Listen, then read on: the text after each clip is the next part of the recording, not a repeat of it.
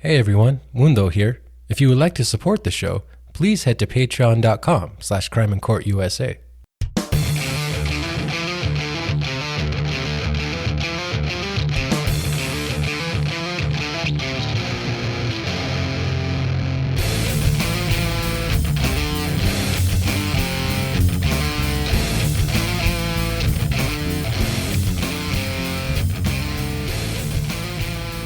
Yo, what's up everyone, and welcome to episode 46 of Crime and Court USA. I'm your host, Mundo Carrillo. I'm recording this on August 17th, 2022. I hope you guys are doing well. So let's just get it right into it, guys. I really want to talk to you about this crazy case out of Boston. So a former Boston high school dean who was already serving prison time for shooting one of his students in the back of the head recently pleaded guilty to racketeering and other charges for his involvement with the Latin Kings gang. That dean, Shaun Harrison, who is 63 by the way, so he's an OG, is also accused of recruiting his students to sell drugs for the Latin Kings. Prosecutors say he was totally living a double life. Now, guys, this is a serious matter, so I tried my best not to make any Walter White jokes. Alright? So, no comparisons to Walter White whatsoever. Although, Walter White didn't shoot a kid in the back of the head. He did dissolve a kid in acid, though. So that's probably worse. Although that didn't actually happen, that was on TV, so the thing that actually happened is probably worse. So we'll go with that. Also, yeah, sorry. Spoilers for Breaking Bad. You've had your chance, all right? Now, this is information that I got from the New York Times and the Washington Post. So let's go. Last week, Harrison pleaded guilty to racketeering for these crimes and faces more than 18 years or 218 months in prison. I may have told you guys this before, but for some reason, the federal government likes to sentence people in months instead of years, which makes no sense. Like, who does things in terms of months? Like, once you get over 12 months, once you get over that year mark, you go by years, man. You know what I'm saying? Anyways, so he faces around 18 years in prison. And that case actually targeted several members of the Latin Kings gang. And Harrison is the 60th person to plead guilty in this case. So it seems like it was a pretty massive operation. Harrison was hired as an academic dean at English High School in 2015, just months before he shot the student. And he ran an anger management program for boys at the school as well. Prosecutors say he recruited at-risk students to work for the Latin Kings and to sell drugs to other students on campus. 4 of his students were also charged in the federal case against the Latin Kings, and all of them face around 2 to 3 years in prison. Again, just translating it to years instead of months, because that's dumb. Anyways, so let's go back to the shooting. So in March 2015, Harrison came to believe that one of his students, then 17-year-old Luis Rodriguez, had stolen money from him and that he was going to tell the police about all the drug dealing.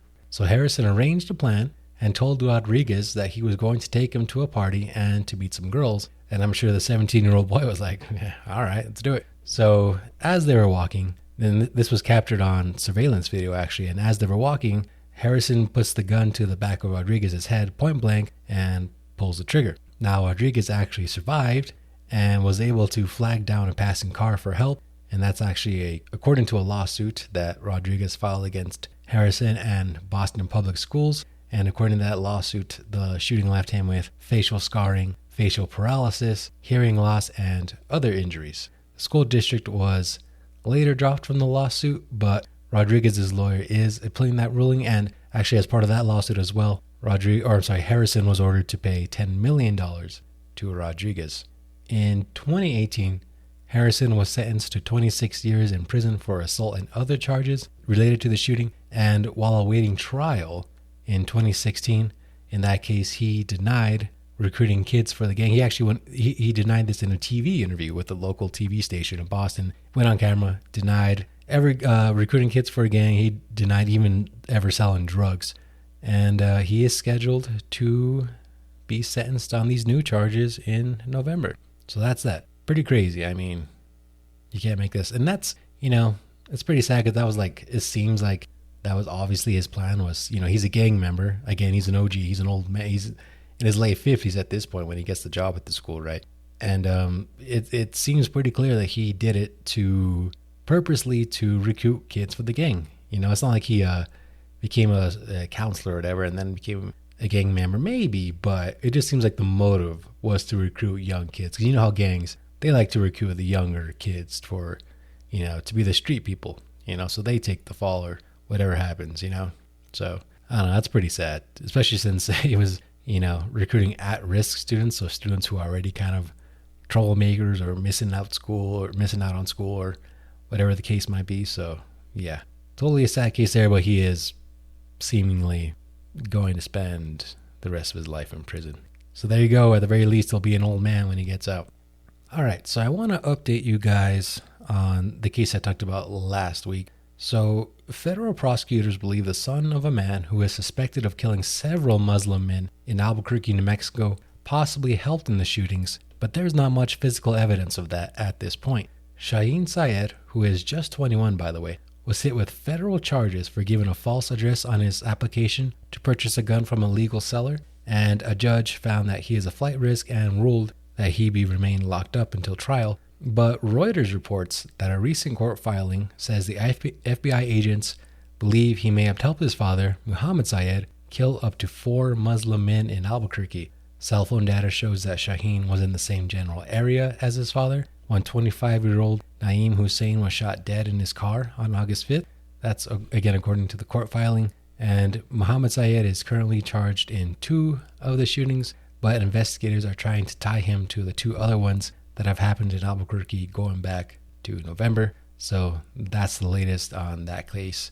Not a clear motivation yet. Could have been personal grudges. I know police released a video of him slashing some tires of one of the victims, so definitely seems personal. It also could have been some kind of sectarian conflict or sectarian hatred where he didn't like the other guys allegedly because they practice a different sect of Islam. I don't know if that's how you say it. We're in a different sect of Islam practice.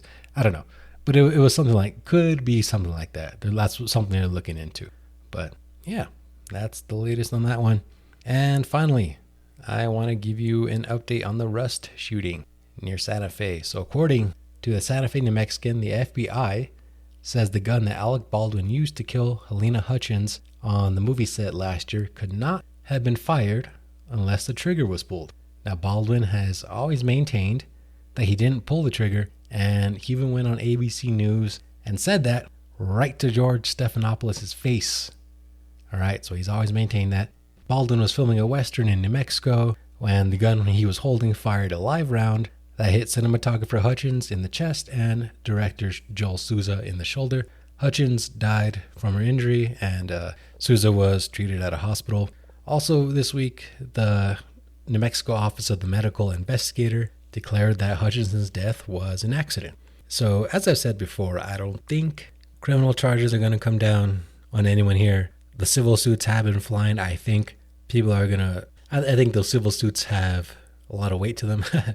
A strong evidence that there was carelessness that led to someone's death. So, this is... Wow, I'm really not up on my game here. What I'm trying to say is I think the defendants are going to have to pay some money to the victim because there was clearly some carelessness here that led to someone's death. Whether that's going to be through a settlement or awarded through a jury, I think most likely through settlements because a jury, you just never know. So, yeah, if I had to guess, those lawsuits, those wrongful death suits are going to end in a settlement.